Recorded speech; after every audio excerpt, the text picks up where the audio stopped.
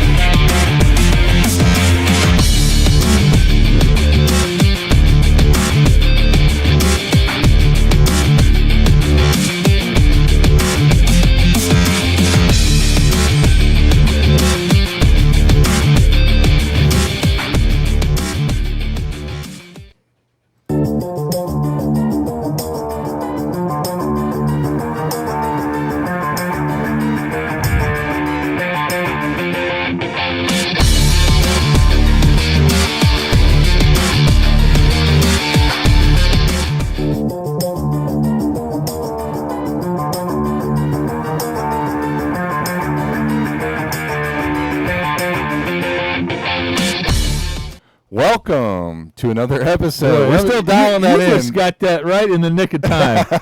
We're still dialing in the intro with the new PC, but nevertheless, we're here. We're ready to talk some fishing. Let's do it, baby. Let's do it. We got special guests tonight. Special guests. Yeah, they're below us here licking our toes and stuff. Say hi to the dogs. We've got Rick's doggies in the house tonight. Rick, way to. This doesn't count as a guest that you brought in, does it? No, it does not count. So that would be a technicality if there ever was one. Come here. But we're going to talk some fishing tonight. I think we've all, spent some time out there. It's starting to tell you what, after that week of rain and last week, I mean, like every day, a little more clear, clear. Kind of starting to see some bit. things going on. And what snuck up on me was it was Saturday afternoon. I had to fish an afternoon trip. Yeah. And man, that tide, that's that first low tide we had where I was at up north. There was no water where I expected there to be some. We had that north wind, and I just went into that trip thinking, I'm going to have at least a couple hours where I want to be. No, sir. You needed the old tunnel hole. Needed the old tunnel hole. Yeah, the Schaefer wasn't ready to get in that 6 inches. I couldn't even get anything close. So definitely had to improvise, our plan of attack for that one. There is something to be said about that tunnel hole when the tide's dropping out, and in our boats, you would typically, I got to watch the tide. That thing, it don't matter. You don't have to. Right. Yeah, you're like, whatever. But, that is kind of nice, especially fishing the outgoings. I'm looking forward to fall and winter fishing this How year. nice would it be, though, to have the summer tides in the winter? Yeah. And the fish do what they do. Oh, man. Yeah, but I don't think they would do what they do if they had I think they would. If you had a lot of water, they probably wouldn't push in the potholes as much, I don't think. I mean, they would be more scattered. They'd be up in the trees a little bit more. You got more water, they're going to push out more. Who knows? It'll never happen, so what do we... Right. I mean, there's just some days, though, that I'd like to get back in Little Cockroach Yeah. but I can't. Right. And I know the fish are there. Yeah. But I can't get there. That tunnel hole style boat, if you look back a while ago, that wasn't you didn't see many of those running around Tampa Bay, and now, they're starting to get more prevalent. And they're totally years a purpose ago. for 'em. Now, years ago, there was a lot. I'm talking about probably before you're talking about. Before probably the inception of the bay boat. Well, before the inception of them putting all the signs up and saying you can't run here. Yeah, I mean, back true. in the early mid '80s, There's a lot of the Florida fishers. there was back then it wasn't Florida Fisher. It was Carolina Skiff, and most Carolina Skiffs were not tunnel hole, but they did make tunnel hole. And a good friend I had back then, his dad had a Carolina Skiff tunnel hole. There was no such thing as don't run the flats. Yep. And shoot, we ran all over the place back there. Yep. But then when they started coming up with, saving the manatee and all that kind of stuff, it's definitely a good tool. The interest went away for those boats. Because those fish, because just turning back to Saturday, right? So I went somewhere and it looked like the tide turned early and turned faster, and the wind was helping it. And up there on the top of the bay, it can get out of there pretty quick. So quickly had to improvise, and lately, we haven't been fishing tides like that whatsoever. Everything's kind of been either just in front of the trees or under the trees, and it took a little while to adjust, but once we finally did, man, the bite, we didn't spend 4 hours catching fish. We spent about an hour and a half catching a lot of fish, and we spent the other 2.5 not catching many. But all in all, good day, which kind of makes for somewhat of a good topic, because we're going to start transitioning. I know it's still the end of August now. We still got to get through September, but we're going to start seeing some of that lower water next month. I was looking at some tides for some things I have booked, and there's definitely going to be some transition. Even though it might stay warm, there's going to be some days with a lot less water. But so one thing I got to do a lot this week that I didn't do last week was snapper fishing, and I'm glad to see everybody. It should be starting to peel off a little. I don't know. I haven't been out, but I mean, it's usually by the end of March. It's usually that timing. August it starts to. Yeah, as you going into September, it's going to start slow down. Everything kind of works in that reverse pattern where it starts to suck back out of the bay, or push up into more of the industrial type snapper fishing, like the big docks, big rock piles around downtown, all of that. Which fortunately for me, where I run most of my stuff, there's a lot of that up there. Yeah, we talk about a little about the tunnel boats and stuff. The boats we're starting to see though are a little bit different than what they used to be. Example, the boat I got came from Texas. They're a little more catamaran style, which gives you a little bit better ride and drier than not a true flat bottom skiff. Yeah, and it is a difference. I'll tell you that 30 mile an hour in a 15 knot wind is not smooth, but if you know how to drive the boat, it's actually dry. That boat has surprised me on how dry it is, and I know the shoal waters even have more V on them. So it's a little bit. There's been some discovery of them boats. I will say this is that it's the boat we have is. It's probably I would say an 80% of the time boat. If you really had to bank on it. I think there's 20% you can't run that boat. The bay boats? No, the Texas style boats. Yeah. Solely based on probably bait, because the way we have to get bait in 3 to 4 footers in December. Yeah. If you could get bait, you could run that boat every day. Yeah, that's the key. The bait would be, and if the rules of the bay would allow it. Right. Right, and you may not get to fish where you want to fish. But you could run that boat every day. You could always hide. At least on our side of the bay, you could always hide. Yeah, and you haven't been in and I know you had a fish. I want to get you out on that. I haven't been in yours. I want to get you out in some choppy conditions, because it'll surprise you on how dry it is. Rick's over there saying, "I'll just take your word for it." Yeah. But I know but my fisher. I had 2 fishers, and they weren't dry. Yeah, I mean, they were not dry boats. I was expecting worse than what this is, a lot worse. Yeah. And once I get that seat set up, I'm waiting for the powder coat of Wednesday. Supposed to have the seat in the back, and you can sit in the back and not get wet. Yeah. And as smooth as can be. You do feel every little bit of wave, especially you can't hit stuff dead on, and on a following sea, you really got to watch the waves because it's.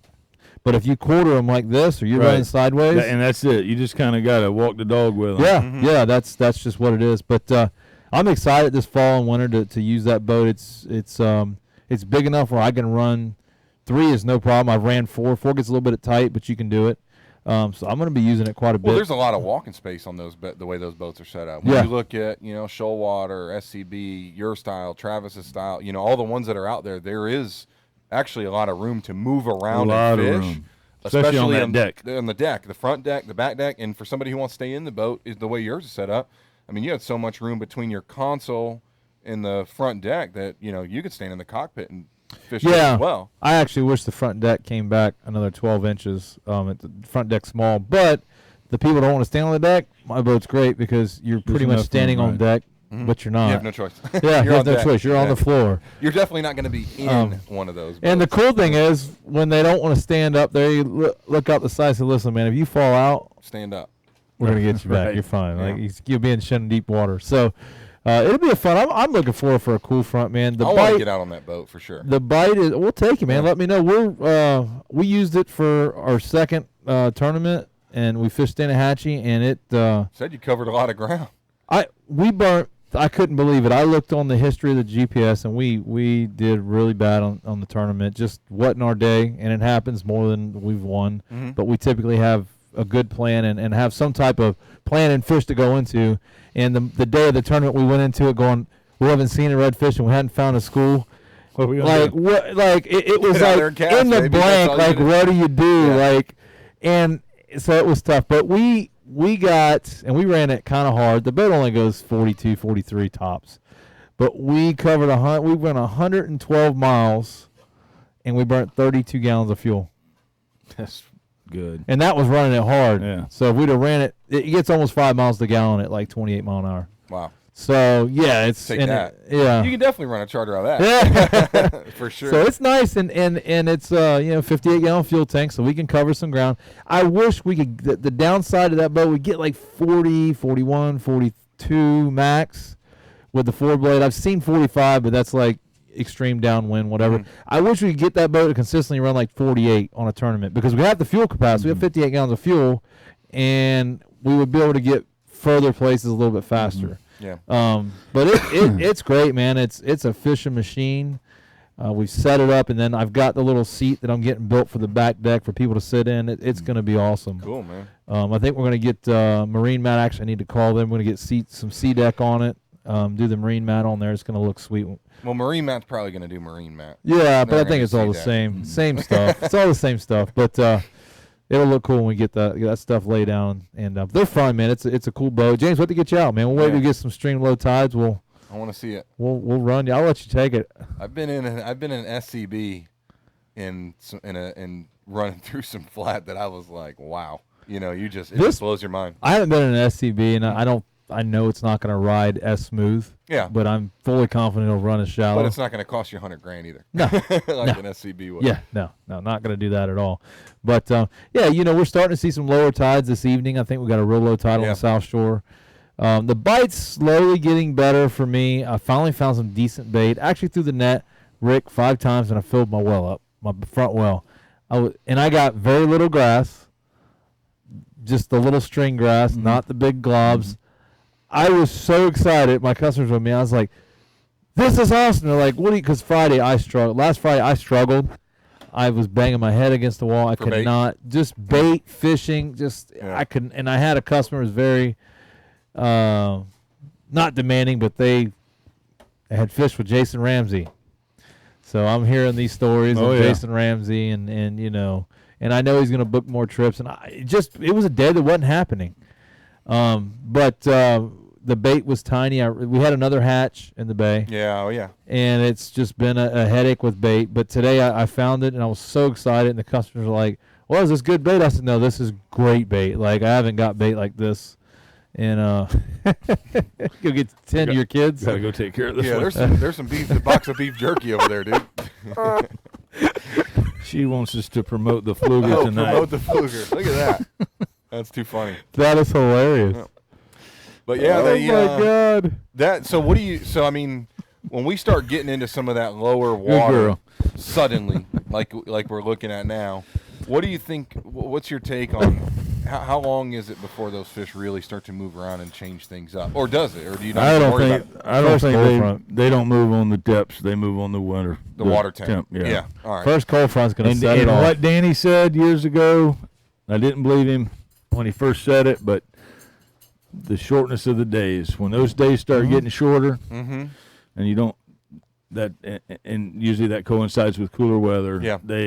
And it does coincide with the tides, but I think it's the weather that drives them. Yep.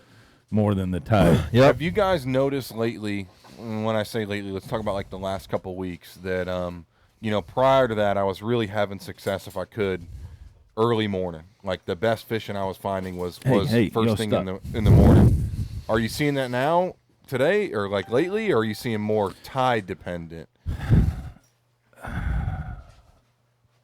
Man, I've been chasing reds, so for me, it's been tide. Tide. I agree with you. For me, it's been tide. Speaking of reds, we're starting to see them on our side, starting to show up here and there. And I don't expect to go see 500 fish and all over the flats. I ran across the school today on my way to get bait. Didn't have bait. See them in the tower. Mm-hmm.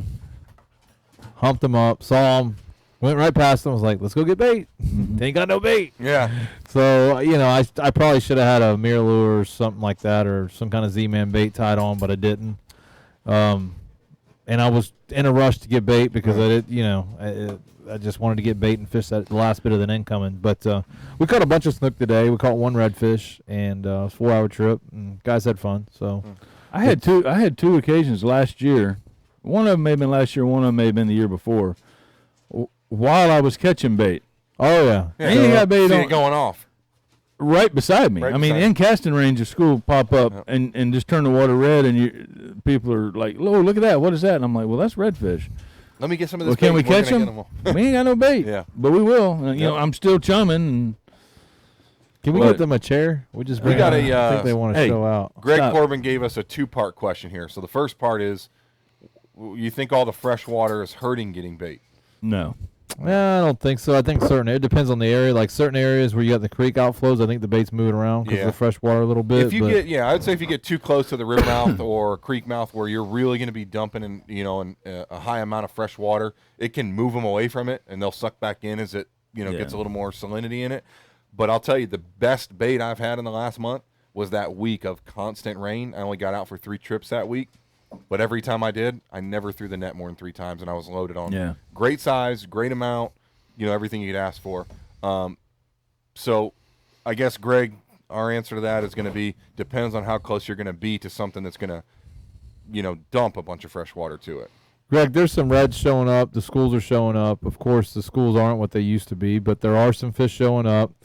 I would give you the tip that I would probably get around the moon phases.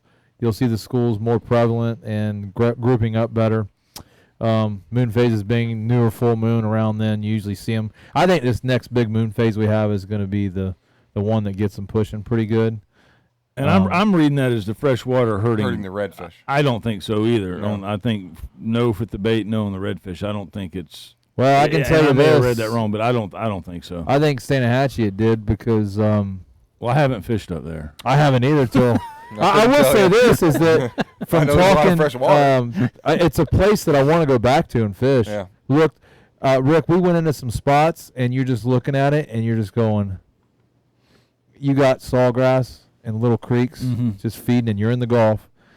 And I told Brian, I was like, I can't believe, and there's creek chubs everywhere and little finger mullet. I said, I don't give a damn about the water. There's got to be fish up here. This looks, it looked like something you see on TV. Yeah, like I've heard it's beautiful. Normally the salinity, if it don't move the bait, it don't move the fish. Yeah, if it's strong enough to move the bait, it'll move the fish. That's what I thought. There'd be some singles, but there really wasn't.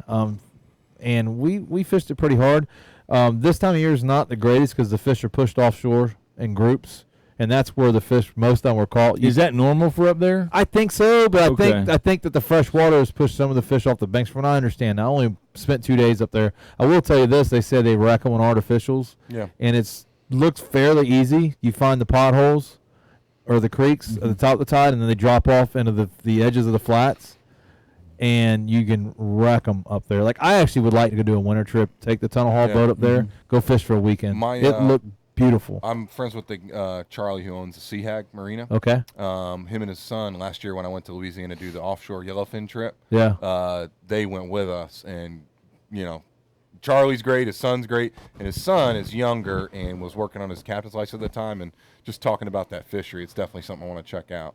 Yeah. They have a really good offshore fishery too there, kind of like that hard bottom is a little bit closer and a little bit deeper. Yeah. And get out there and reach those fish that we have to maybe work a little bit harder for. Well, it was very disappointing when we were there for the simple fact is you could not see. It would be a foot of water, and you're on the bank, and you could barely, at noon, with the sun behind you, see the bottom in a foot of water.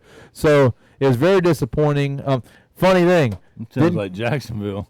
Yeah, well, and it kind of, I haven't fished Jacksonville, but it reminded me of that a little bit. Never would have thought we did this. I saw a 6-foot tarpon on the flats, and we caught a snook. Oh well, Go figure. who's the Stan guy Hatchie over would there? catch the snow. I mean, what do you do? So one of the guys on the Penn deal with me, Brett Molzine, he probably fished the IFA there, but he's local out of Steenhatchee. Dude, he wrecks tarpon in that river. Well, I was seeing a 6 foot was a trough we found. I told Brian, I said, mark this because shallow trough, and it led up to these creeks, and then it shallowed up, but you could tell that's where the water flow was coming out. But I just got an update here where Monty Crispavat see y'all Wednesday with Todd Fouché. So just a reminder, Todd's Fouché is coming out Wednesday night this week at 6:30 to do a kind of inshore grouper seminar. I could probably tell you, I know for a fact that if I sat through a seminar, I'd probably learn something as much as we fish. Oh my God, yeah, any one of us. Todd is that's his thing. He's dialed in. But Todd didn't used to do that. Yeah.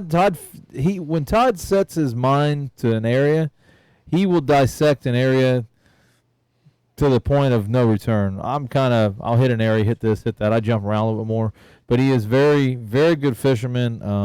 Me and him started guiding at the same time, and so we kind of see a lot of stuff in the same time you did too, Rick, in the same light. But he now sells roundabout boats and good friend of ours. But I enjoy talking to Todd because we it's funny. He tells me I don't know how you guide anymore because I have he's to. He's analytical like Travis is.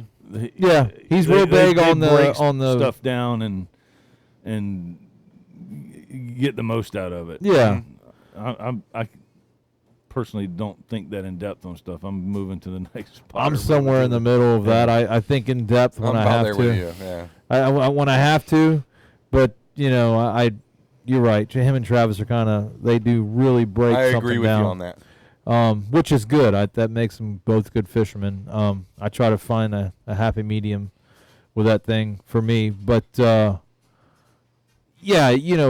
a great fisherman. He's got grouper in the bay figured out. And snapper, man. We talked about that, and I said, man, there's times, I know how to grouper fish pretty good in the bay, but Todd doesn't guide anymore. He's like, I can't take a lot of clients to do what I do because of just the way you have to do it. It's not hard, but people don't seem to, half your clients wouldn't get it, so it's tough. So I like the grouper. I love grouper fishing in the bay, especially since the evolution of GPS, Rodan and all the trolling motor companies have made it easier. Yes, Manny. He's speaking here at Tampa Fishing Outfitters Wednesday night. So that's August 28th. Going to get started about 6:30. Todd Fouché, and the subject is going to be grouper fishing, primarily inside the bay. So I think the majority of our audience can get out there and do that. So there's going to be a lot to learn. I think that if you just listen to the comments we've all got to say about it, that we've even learned something that says a lot about them. So definitely check that out. Judy asked the question, speaking of overthinking, she thinks that she overthinks it too much. Do we ever feel that way? Yes, you can't look into stuff too much. If you tell Travis that, he'd probably disagree with us. But it just depends on what you're doing. I don't think and we did that this week with red fishing. You when you're frustrated, you try to figure out why you're frustrated, and sometimes you're just you're drawing a blank at a lot of times and thinking this and that. But you just want to look. It's probably important to take in with those things you think about, like what's the tide doing, what's the bait been, like how much rain, all the factors that would normally go into your decision making, they should go into it. Well, yeah, you have to have all that stuff. You have to draw in from several areas, but to overthink it, I don't know. I've never been accused of overthinking anything. No. Cindy, was it Cindy, right? Judy, one recommendation, if the funds are available, book a charter with either one of us or a charter captain and go out there and learn. Some of it's confidence. That's where, I think charter captains, A, we're on the water all the time, B, we're confident when we pull up to a spot typically that it's going to work. Confidence played a role with me in Steenhatchee. I had zero confidence we're going to catch fish. When I got done, someone said, how'd you do? I said, it went how I thought it would go. So which tells me myself from the get-go that I wasn't confident in what we were doing. Of course, you need to be lucky at times, too. I'd rather be lucky than good because luck will, is going to put you over the edge. But you got to get confidence. You got to booking with a charter captain or even going to seminars, you'll learn the basics to break an area down. When you can break an area down, then you understand more of what the fish are doing. You got to think like a fish. When you can think like a fish and understand, then you're going to catch more fish, which can be really hard to do at times. Sometimes it's not, but I tell people, book a charter with a decent captain and maybe not go into the charter expecting to catch a ton of fish, but learn a ton of information. Right. Yes. Because the decision making, the planning, when she says overthink, I was starting to think about when I find myself overthinking it. And I really don't. What I get too caught up in is beating my head against that same, if something's not working, right? If we go out and we're trying to target a certain type of fish in a certain type of area or condition and it's not working, you have to be ready to change that plan, at the drop of a dime. Instead of spending, your time's valuable. I don't want to make an assumption, but I bet you probably get out on the weekend and, you get a 6 hours or 8 hours to go fishing. That time is extremely valuable, especially when you're putting in work all week to get out there and make it the best you can. So it can be hard when your mind is set to high water. I'm going to go beat these, I'm going to go do this, and then change it because it's not working. And I think us and people that fish a lot or spend time on the water a lot, we learn to depend on those constants. Yeah. That we depend on those. I mean, I depend on those fish under the bushes on an extreme high tide, or I depend on fish in the potholes when the tide is low. Mm-hmm. Well, sometimes the wind changes and they won't be in those potholes. They'll be around the other side of a lee, on the lee side of the island, or and to what you're saying is, I don't know if it's overthinking, but it's stubborn? Second guessing yourself. Both of those. I think it's stubborn. For me, it's stubborn because it's like, well, you're thinking, this they works. should be here. This should be always here. works. Why doesn't this work now? Yeah. And that's when maybe you should think a little, or myself, I can't put it on y'all, but think and go, wait a minute, why isn't it working now? It worked the last 10 times, but there's got to be something that's making it not work. Yep. Definitely, I agree with you there. I mean, I went through that on Saturday because we all have our patterns that we stick with. Yeah, and I was on a good one. And going into Saturday, these guys they'd been out with me once before, and when they called me, I set the bar pretty high. I was like, they're like, you think it's worth getting out? I was like, man, it's not. It's more than worth getting out. Like we should do pretty darn good. And when we rolled into that first area with a plan, and before long, that plan was out the window. You couldn't do it. It took a lot for me to make a big move in terms of where I was, the fish I was targeting, to say, okay, we got to do something completely different and get into another area completely with another type of water depth, because we're just beating our heads up against the wall. I didn't want to. I felt like if we would have waited and kept moving, we could have got those fish. But so Jeremiah, the schools of reds are in the bay, buddy. You're gonna have to go do a little bit of homework. We can't give out exact spots. And honestly, they're moving. Yeah. They're spawning. They're moving. I could give you exact GPS location, and it probably wouldn't. It would matter to give you a general area, but they're moving. They're running.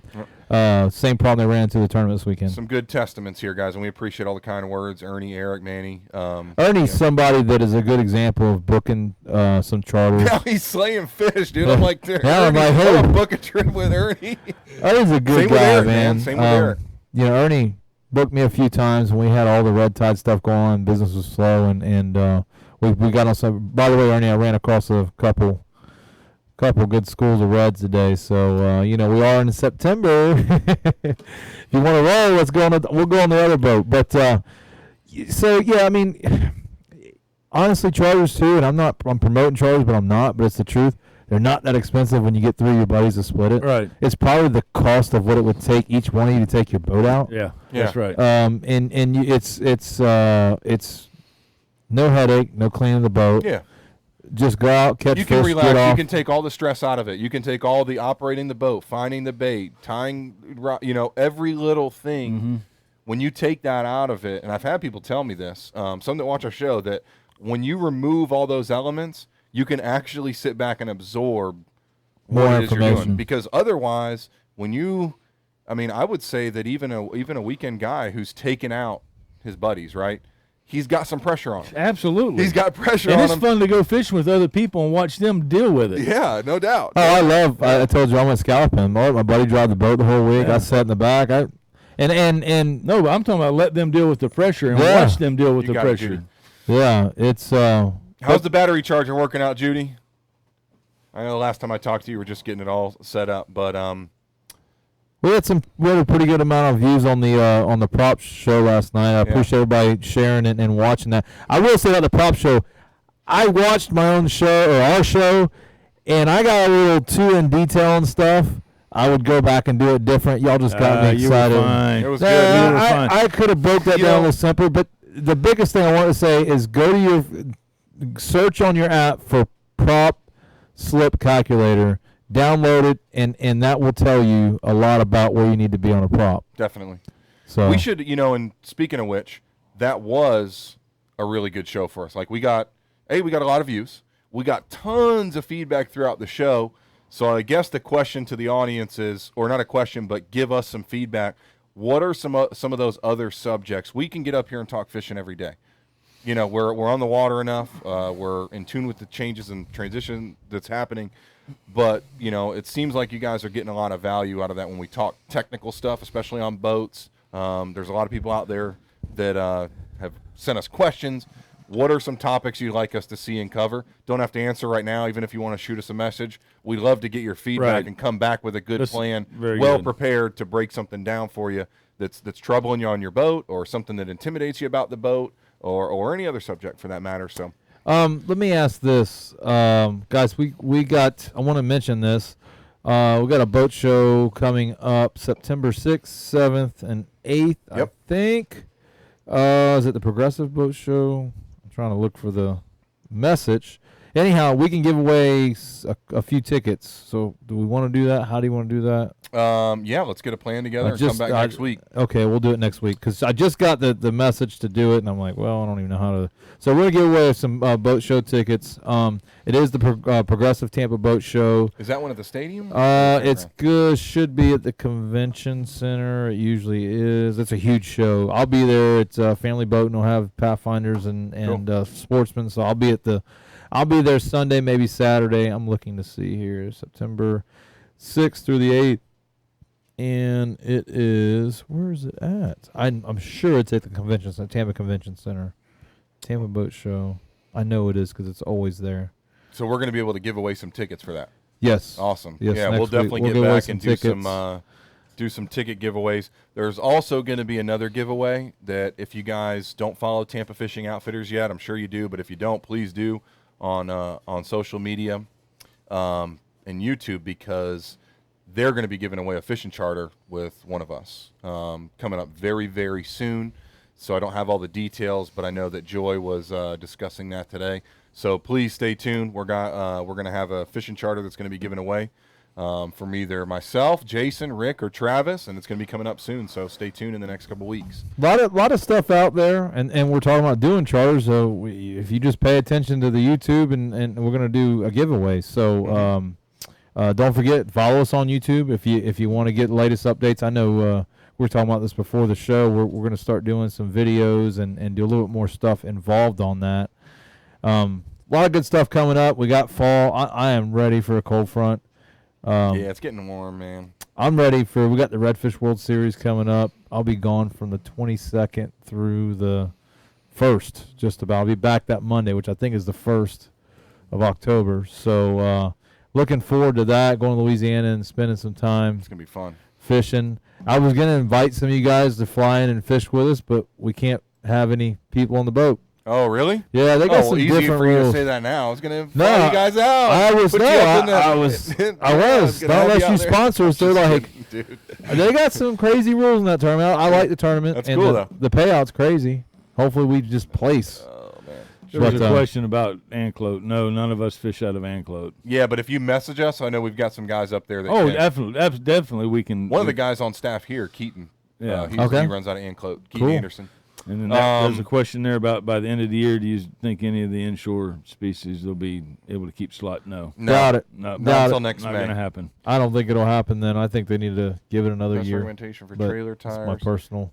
Yeah, that might be a good one. Trailer tires. I mean, We covered trailer, but we'd be. I know I can get parts from. What was the question? recommendation for trailer tires. Brand wise, I'd really just look at radial. I mean, especially if you're going to be doing. Well, longer with trips. trailer tires, depends on the weight of the boat. You got to look at the ply. They need to be a trailer tire. All right, Kurt, this is a good time for you to I can tell you this is that respond. just because they're expensive don't mean they're good tires. Michelin has what was it? The Michelin Well, I had Michelin's and I didn't Goodyear. like them. I had It's a Michelin's and didn't Goodyear like them. something or Michelin, and they're like $200 a Goodyears are piece. terrible. Horrible. They You know had the like best those ones? issues like blowing. Yeah. They're horrible. The Kenda brand. Have you heard? They're really popular in marine trailer, and they have a new trailer tire. I know it came out like a year and a half ago, and it's actually a bias ply Okay. underneath, radial on the outside, so it'll still disperse that heat. I wish But Kurt anyways. would respond because a lot of it is like the strength of your sidewalls is how much boat you got over Yeah, top you of them can and all that. use. They There's say several you can't variants. use car tires with if you got a 22-foot boat. Honestly, If you got a 20-foot aluminum, sea arc, You can use lawnmower tires. I had car tires on roll my. with it, baby. I had a car tires on my action Based craft. on some of the But stuff you got I've seen, a 27. you can get away with a lot. 27-foot. Yeah. Cuddy. Cuddy. The good thing is the website that I've seen that gives me a lot of information about trailer tires or trailer parts is eTrailer. They do eTrailer.com. No sponsorship, no anything, but they have, it's like an Amazon for trailer parts, and everything has hundreds and hundreds of reviews, and every single product on that website has a video of them holding it, using it, and telling you all about it, why it's good, what applications. So I would say, Jeremiah, that might be a good starting point. Get on eTrailer.com, do some research there. They probably have, hundreds of different sets of tires because I'm getting ready to order some. I can tell you this: my wife's parents own a tire shop for 20-something years. They have had very good luck with Denman's. Denman trailer tires. They're like $80 a piece or $90, but I had a set on my old trailer. Seen them work great. The tires that they got on my Loadmaster trailer, I haven't had any issues. Don't have a ton of miles on it. I can't remember what brand they are, to be honest with you, but they've been fine. Trailer tires are gonna wear. Yeah. You're dragging them across the concrete when you're turning. I put about 15,000 miles a year on my set. Yeah. I don't do that type of mileage, but they're gonna wear. So I could tell you they're very important to me. Yeah. I put like 200 Yeah.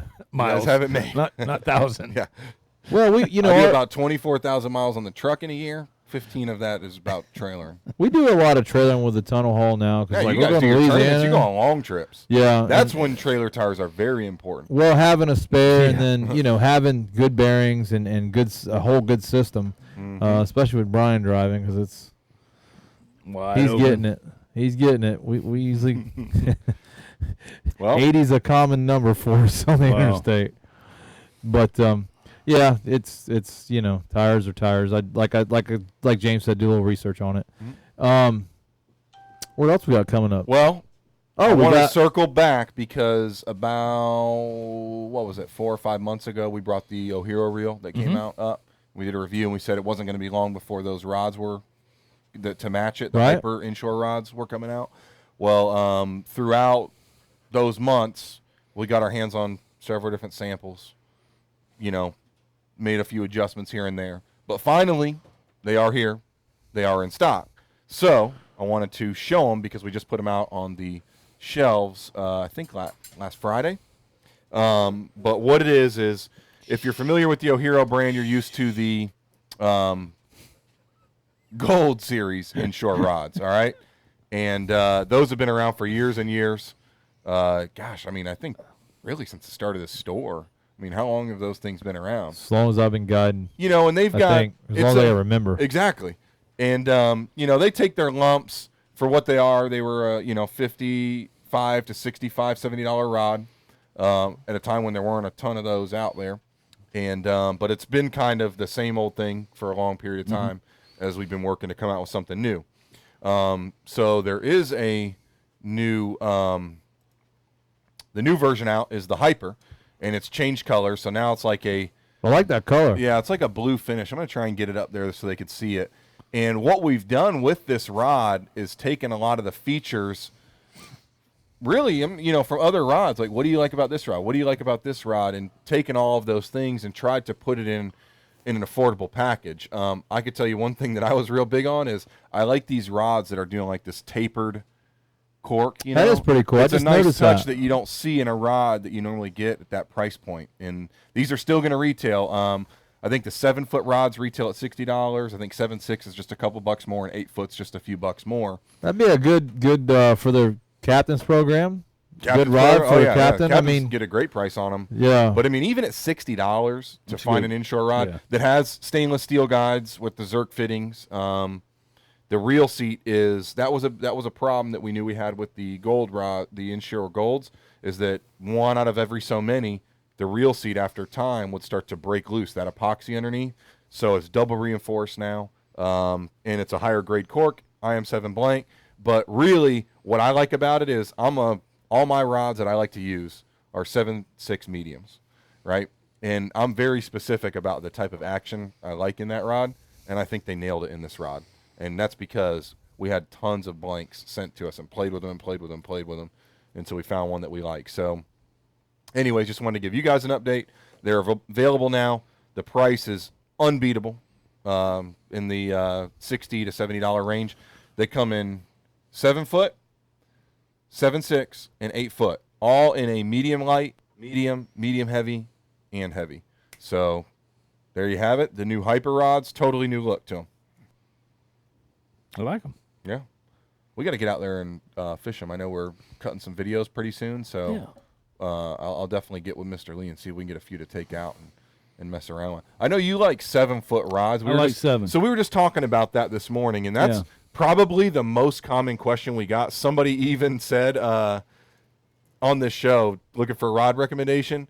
So you are 7-foot, Rick. And Jason and I both like 7.6, right? Yeah, I'm a tweener. I use a lot of 8-footers for guide rods, and now I'm going to 7.6. However, my tournament rods, all but one is 7-foot. Reason being, with artificials, it's an easier cast, less kind of big motion, easier whipping motion. You can load it faster. And honestly, I can tell you that I don't think the 7.6 cast. I'm going to tell you a little secret about rods. So when you look at a rod and you say, I want an 8-footer, I want a 7.6. Take the 7-foot rod and take the 7.6 and the 8, measure it from here to the tip of the rod. Mm-hmm. A lot of 7-foot rods are not that. More rod up there. Where they're getting the extra sometimes is right here, which makes no difference on your casting. So And the 7-foot. That's a big, long butt on the handles in the Well, way. Good thing they listen to you. Yeah, so they did. But some rod manufacturers, I've noticed that if you compare, if you want to compare and say you want an 8-foot rod, take the manufacturer that you're looking at and match this to the end of the rod and see what you come up with.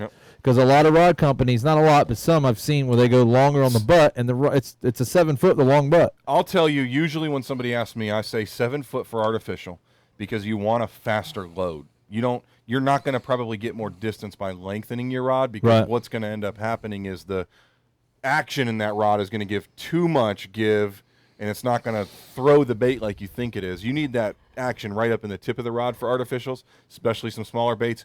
But for live baiting, I definitely believe that a 7.6, when it's in the appropriate action, can outcast a 7. Now, I would say fighting a fish, sometimes I like that shorter rod to be able to steer and turn and manage it around the boat. That's why I like the smaller rods for clients getting fish to the boat. Mangrove fishing, dock fishing, all of that. But just fish under the boat with a 7.5, 8-foot rod, I'd rather have that 7-footer. Plus, when I have my T-top or when I have my tower, I was constantly getting the tips broke off of them. I would go to 7s and be fine. I think the distance on cast isn't that big of a deal what people make it out to be. Probably got more to do with braid. It's got the more, yeah. I was Or gonna say, your line choice. than it your does line and length. how you load that tip Yep. up when you. I mean, you get people on the boat. You see them. They cast. I don't know, stiff wristed. They, you know. Yeah. But if you'll take it and actually, Rick, she get your got? kids, man. she just got a bottle of water. She'll be Man, fine. these dogs run, Rick. Man, he'll ever get on to them. Well, they're not doing nothing wrong. They're just hanging out. But You're right, though. I agree. That when you're talking about that, it's all about the load. You know, I bet you, we could give you a 6'6" rod and maybe somebody who's not as experienced an 8-foot rod, same bait and everything, and no matter what, you're probably going to be able to reach out there further than them because of that motion, that being able to get the flick of the wrist. yeah, but you see it. I call them stiff wrist. You know, they don't break the wrist. Yeah. And it's almost like they just like stiff arm trying Toss to the bait instead of wing it. Right. I'm with you. Couple of questions to get back to here. Come up on the Manny, show. so the bait casters, I believe, are on the. They're done, but they're not here yet. So I think you'll have bait casters shortly. Judy asks where. Tampa Fishing Outfitters. Where else? That's our spot. That's where these rods are going to be. If St. Pete, though, is closer, you'll be able to get them there. St. Pete Fishing Outfitters or Tarpon Fishing Outfitters. First show you've ever, social media show with dogs in the show. Yeah, you That's got right. dogs on there. Jeremias, I can tell you this right now. Topwater is one especially I'd want a shorter rod for. 100%. You ain't going to have any problem casting a topwater far with any type of rod, any type of braid. But I can tell you, when you start to get in that motion, You start wanting to walk a that dog with one. 7.6, man, you got to keep it up higher, away that's from right. you. And it's just a lot of work with a longer rod. So in most scenarios, I would say that, especially the tournament guys, you're going to find more of that 7-foot class than you are the 7.5. I've got 2 7s and 1 7.6, and when I grabbed the 7.6, you know it right away. Yeah, and I got the same reels pretty much. Yeah, She's eating something. All right.